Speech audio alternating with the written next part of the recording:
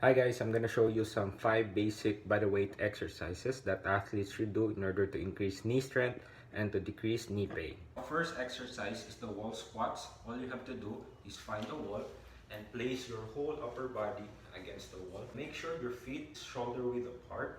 First thing is move forward a little bit. You want to go down by placing your whole upper body against the wall. One thing is you don't want to cave your knees in. Make sure they are pointed outwards as you do the movement.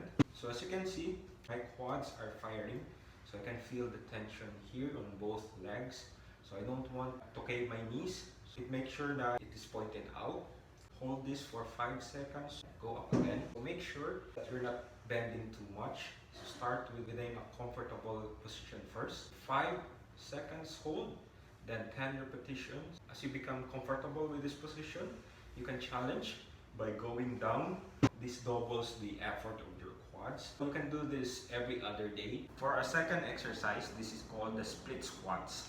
So first, you want to take a big step. Go down with your back knee. So you don't want to go down with your front leg because it will move forward. Let's focus first on the whole contraction of the quads. So go down with your back leg. Then make sure you're forming a 90-degree angle with your front and back leg. As you can see, you can feel the tension here, my quads. Start with a little bit of bending first. Go for 15 repetitions. As you become comfortable, you can go down a little bit. So make sure there's no pain felt upon doing this movement. You can also perform this with other leg. For the third exercise, this is the hip bridges. Hip bridges are good for your extensors, or known as the glutes and the hamstring. So all you have to do is find a bed or a floor and do this. First thing is bend your knees in a 45-degree angle. Before we start with the exercise, I want you to engage your core. Engaging your core means I want you to use your core like this. You don't want to position your spine like this. Make sure this gap is eliminated. So all you have to do is squeeze here, maintain this position, go up like this. So make sure it's a good slant position when you do the hip bridges. So again, engage my core, go up. So do this for 15 repetitions, 3 sets. As I go up, I can feel my extensors are engaging. So the fourth exercise is leg abductions.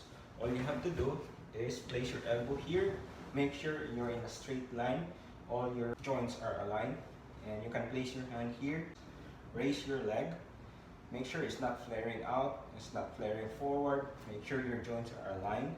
And make sure you're not raising it too much like this. You know when you're correct, if you can feel the tension over here on the side of your knee, hold it for 2 to 3 seconds. Do this for 12 repetitions, 3 sets. For the last, this is for your inner quads. Cross my leg over, maintain a straight line, raise my other leg. Make sure your foot is not pointing out. You can feel the tension in your inner quads. Well, there you have it, guys. So if you have any questions regarding with the exercise, or if you want a full progression about it, just let me know in the comment section below, okay?